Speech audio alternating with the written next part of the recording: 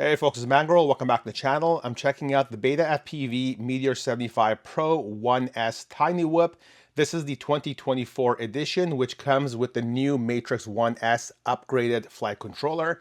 So this looks pretty good out of the box, but let's put it through its paces and see how it actually performs.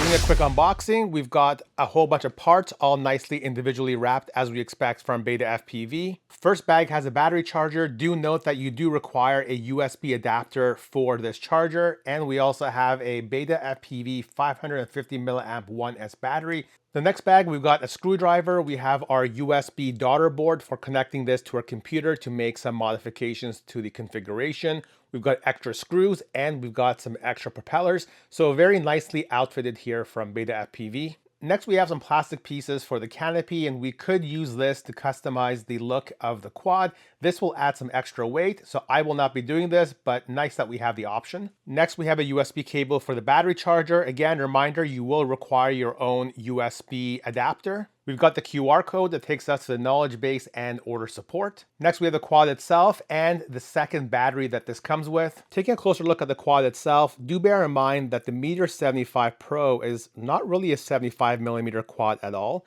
If you measure from motor post to motor post, it will measure 80.5mm. And also the propellers that it uses are 45mm propellers, which is 5mm longer than a typical 75mm quad.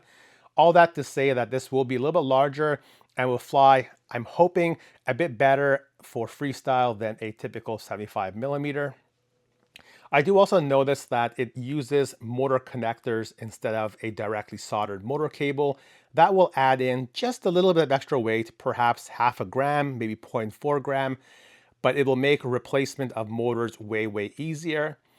I also do notice that the antenna comes out at a really good angle, which should prevent it from getting snagged on obstacles and gates. My first disappointment though happens to be with the camera mounting. So you can see that the camera itself is a fixed angle camera. So if we want to change the angle of the camera, we will have to swap out the canopy, and I will go ahead and swap it over to my typical TPU 3D printed canopy. But just bear that in mind, that's a little bit disappointing. Otherwise, we can see our Matrix 1S flight controller in there with the 5-in-1 ExpressLRS built in. That little tiny red cable there, that red copper wire, that is our ExpressLRS antenna. And then finally, in terms of motors, this does have the BetaFPV branded 1102 22,000 kV motor. So fairly large motors. Typically, a 75mm whoop would have 0802. So again, supersized quad, which uses larger motors. Doing a weight check, the quad itself with no battery weighs 30.45 grams. Let's add in the included battery. We are now looking at 44.69 grams. The Betaflight configuration from the factory was actually pretty good. The only thing I modified was I went ahead and did my own switch configuration, or I guess mode configuration. I also did put in my own rates, and then very important, I turned on crash recovery just to help with flying indoors and not having the actual quad freak out when I touch the wall. But otherwise, everything was done very well here from the factory. I also did notice that a lot of the advanced Betaflight functionality was turned on, such as thrust linearization. So good job here from BetaFPV. I went ahead and I flew this quad as configured by the factory using the original canopy and all the original Betaflight configuration. And it actually flew quite well out of the box. Yes, it's big, which makes it a bit more difficult to fly indoors. You do have to get quite used to the larger size, but it had a lot of power and it was quite nimble. It actually seemed to want to fly way faster than my brain was able to compute. So I ended up crashing over and over again. Lots of crashing with this quad. But surprisingly, the frame is still looking brand new. None of the props ended up getting damaged through all the crashes. And that's because the frame is pretty beefy. It's not as flimsy and lightweight as the Air series. So yes, the quad will survive, but unfortunately, it'll probably mark up some of your walls. But this flew very well indoors. The pit tuning was okay. I did notice a couple of times when I did very fast maneuvers, I did get a bit of a prop wash. But again, I'm flying indoors, the tight spaces, and this is a fairly large quad. but I was pretty impressed with how it flew and how it kept pushing me to go faster and faster. And using the included 550 milliamp batteries, I actually got between 5 to 6 minutes of flight. And I'm not talking about just cruise type flight. I'm actually pushing it quite a bit. So that was quite impressive as well for such a small and lightweight package. I've gone ahead and I've rerouted the power leads to come in this kind of direction, because what I noticed is in a crash, what ends up happening is that the battery pushes forward, and when it pushes forward, the wire gets bunched up in a certain way that makes it very susceptible to a prop strike. And I did find that happen one time where the wire went right into the motor, and thankfully it prevented the motor from spinning and the wire did not get damaged, but just seemed a little bit sloppy the way it was done. So I've done it this way. Only problem with this is if you want to remove the flight controller, you will have to desolder this. But how often do we have to remove flight controllers?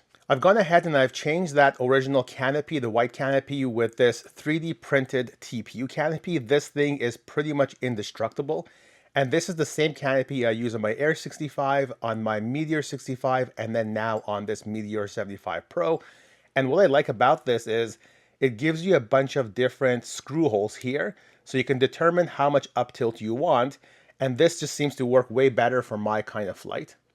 For the next flight, I went ahead and I flew with the 3D printed TPU canopy. The quad continued to perform beautifully, the same as it did on the prior flight. However, the camera view and the up tilt was more familiar to me, because this is the same canopy I use on my other indoor tiny whips. So I was able to fly a little bit faster, a little bit more comfortably, and also hit some gaps with a bit less crashing. I still crashed plenty given the larger size of this and my smaller basement here, but I was quite happy with this upgraded TPU mount and the ability of changing the camera angle, which really to me is the biggest complaint I've got right now with this actual quad here. To wrap up, I'm really impressed with what BetaFPV has put together here, and they've put this together at such an aggressive price point. I have no idea how they're able to actually do this. And remember, this price point includes 2 battery packs as well and a charger. That's just crazy how they can do this. Now, I like to fly these for a couple of weeks before I actually post a review so I can look at durability, see how it performs long-term as well. And you can see after all my crashing, this thing still looks brand new. A couple of little dings on the propeller tips, but these are original propellers as well, original frame too. So quite impressed with the durability. A couple of little nitpicks like the non-adjustable camera angle. That to me, really in 2025, we shouldn't have to deal with that. I also had big issues with the actual routing of the cable there, but both of those you can resolve quite quickly as I have over here. Now, talking about durability, I think unfortunately I may have damaged my flight controller, because from the factory, the UFL connector comes glued down. And I think when I was doing the swap over to this little antenna over here, I was a little bit too aggressive on picking at that glue.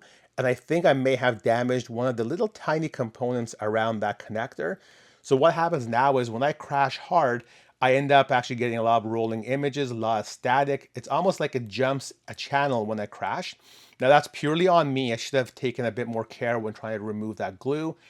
But what I think I'm going to do now, I'm going to go ahead and swap this over to a digital DJI setup. So hopefully you like this video. Make sure to like, subscribe, and comment, and stay tuned for more videos.